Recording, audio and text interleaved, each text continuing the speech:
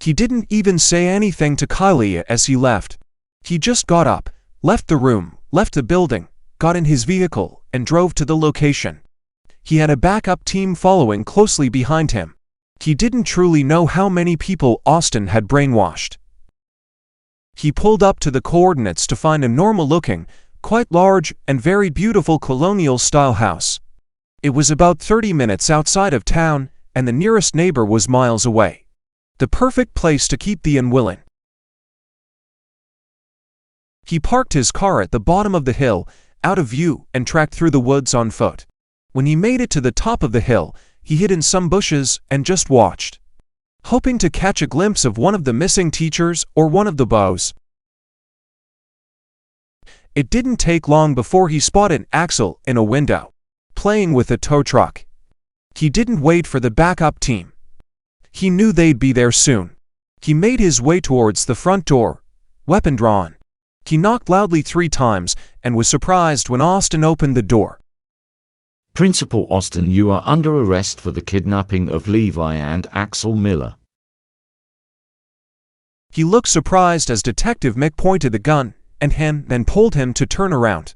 He cuffed him, walked him down the hill, just as Detective Landon and the backup squad pulled up to the scene. They swarmed the house and began to find all of the missing, except for one.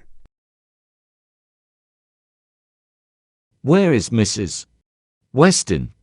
She's the first teacher you kidnapped, and she's the only one not accounted for. Ah yes, Mrs. Weston. She was the one leader that didn't make it. We think she had a heart attack in her sleep. She's buried somewhere on the property. I'm sure you'll find her. They in fact did not ever find her, and to this day neither Kylie nor Austin will say what happened to her body. They were both charged with 7 counts of kidnapping and 1 count of murder in the first degree. They both plead not guilty, but were found guilty and sentenced to life without parole. Axel and Levi, plus all the other missing people, were reunited with their families. They were found fed and taken care of.